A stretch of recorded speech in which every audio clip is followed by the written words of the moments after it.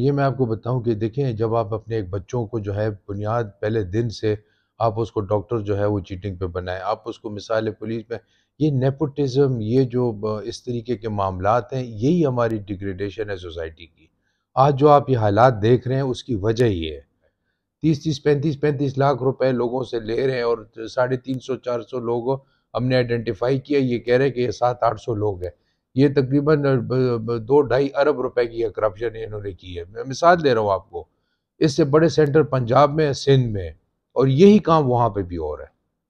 میں کہتا ہوں نوکری سے کیا نکالے کہ ان کو جو ہے سلاخوں کے پیچھے کرے۔ یہ وہ ہمارے بچوں کے ساتھ ظلم کرتے ہیں، یہ وہ یعنی یہ وہ کرپشن ہے، یہ وہ ہے کہ صرف اس موقع کے لیے نہیں ہے، یہ ہماری پوری سوسائٹی کو جو ہے کینسر اور دیمک کی طرح اندر سے کھوکھلا کر رہے ہیں۔ ان کے لیے اسپیشل قوانین ہونے چاہیے، اور ان کو سخت عبرتناک، آپ 1 2 عبرتناک سزائیں دیں ان لوگوں کو، کہ اگلا بندہ 10 دفعہ سوچے کہ یہ پورا سسٹم جو ہے ہمارا، اس کو دوبارہ ریوزٹ کرنا چاہیے،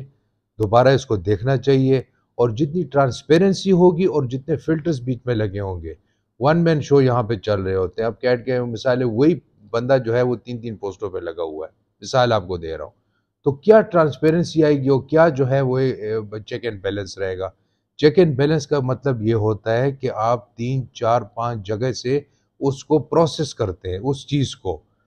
ایک تو کہیں بیچ میں بھی آنےسٹ ہوگا، اگر 3 چور ہیں مثال ہے۔ ہم نے اس کے لیے ایک اپنی ونگ بنائی ہے بدتخوری کے حوالے سے، یہ صرف خیبر پختونخوا میں جو ہے یہ آئیڈینٹیفائی نہیں ہوئے، بلکہ کراچی سے لے کے ہر جگہ پہ جو ہے یہ کراس ان کے ہو رہے ہیں۔ تو ہم نے ابھی سم کارڈز جو ہیں ان کو بہت زیادہ اس کے اوپر جو ہے ہم نے وہ شروع کیا ہوا ہے کہ جتنے بھی یہ سم کارڈز ہیں ہم ان کو جو ہیں وہ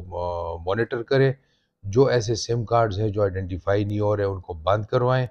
جو فار ایگزامپل سم کارڈز استعمال نہیں ہو رہے اور ویسے پڑے اور ون آف استعمال ہو جاتے ہیں فار ایگزامپل، اس کو ہم بلاک کروائیں، اور کافی لوگ ہم نے پکڑے ہیں اس حوالے سے۔